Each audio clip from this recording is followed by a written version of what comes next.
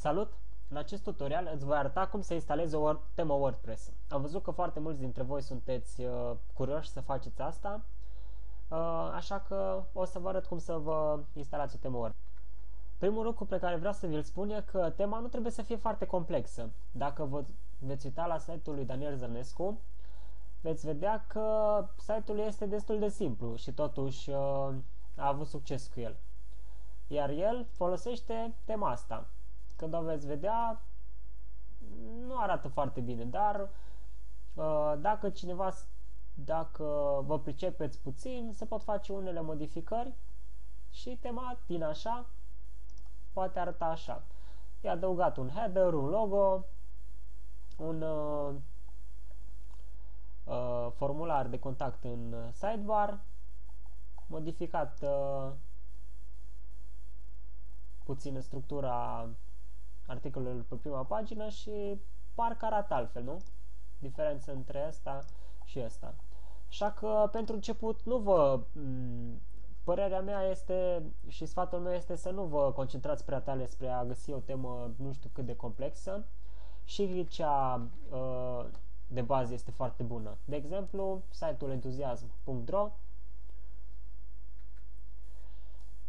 site-ul entuziasm.ro folosește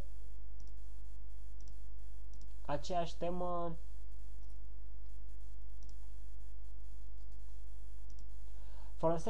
temă default care vine și cu site-ul și pe care mulți dintre voi aveți și nu vă place. Și totuși, mie mi se pare că dacă și-ar mai adăuga un header, ar arăta mult mai bine. Și așa, Raluca și-a adăugat o poză cu ea, câteva detalii despre ea, un like box de Facebook, un formular de contact, articole cu poze și arată altfel.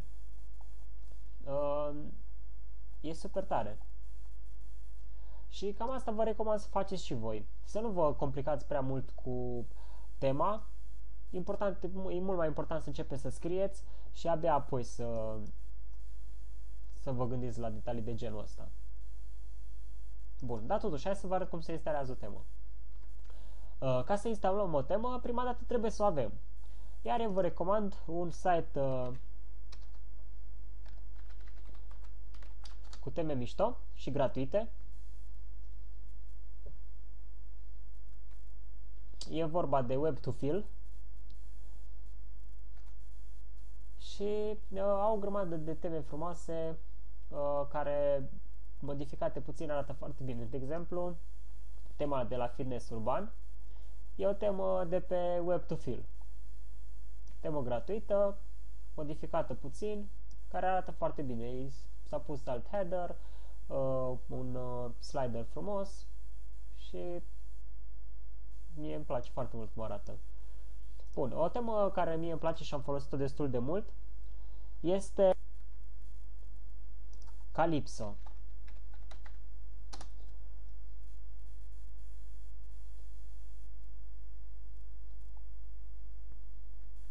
Dăm click pe ea. Iar aici avem două opțiuni. Preview, înseamnă să vedem cum arată, un fel de test drive, și download.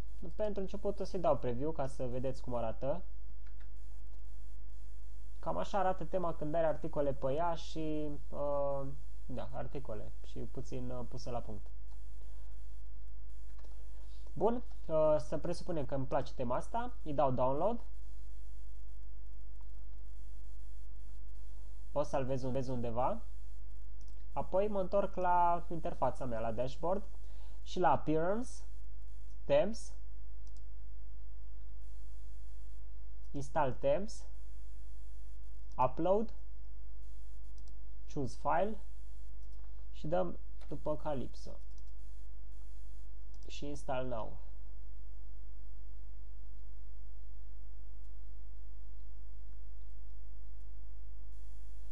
Și dăm Activate. Iar acum site-ul nostru are o nouă temă. Îi dăm refresh.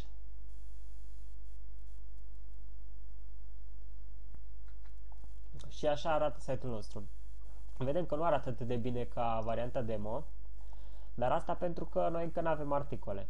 Iar acum vă voi arăta ce să faceți ca să arate puțin mai bine. În primul rând ne putem uita la Calypso User Guide. Aici avem un ghid despre cum să folosim tema. Iar aici avem un tutorial despre cum să adaugi un thumbnail. Thumbnail e imaginea asta care apare aici. Și cam atât despre tutorialul ăsta. Bun. Și o să vă arăt cum să facem să arate aici articolul ăsta frumos. Mergem la post și dăm add new ca să scriem un articol nou. Bun, și o să trecem foarte repede pentru că o să vă arăt în alt tutorial cum să scriu un post. Trebuie să-i setăm la această temă ca să apară acolo thumbnail și aici în slider. Nu, ce-am făcut? Așa, trebuie să-i setăm o featured image. Featured image e un fel de imagine specială. Și am salvat undeva, dăm select files și am salvat undeva o imagine cu bancuri, să zicem. Îi dăm click pe ea să fie selectată și dăm set featured image. Bun, acum am setat imaginea și dau publish. Și vom vedea că dacă dau refresh o să-mi apară aici frumos titlu, articolul și imaginea. Și imaginea apare și aici. Iar dacă vrem să-i schimbăm la acest Hello World, dăm click pe el, aici sus Edit Post și punem și lui o imagine preferată. Din nou dăm Upload Files, Select File, caut imaginea pe care vreau să o pun, Kung Fu Panda, așteptăm să se upload. O selectez, dau Set Featured Image, mi-apare aici, Preview și dau Update. În momentul în care articolul e postat deja, îi dau Update ca să se facă update. Și acum vin și mă uit la site și am două articole frumoase cu două imagini frumoase. Bun. Și cam așa se schimbă o temă. Bineînțeles că sunt făcute unele setări despre care probabil o să vorbesc în alt tutorial.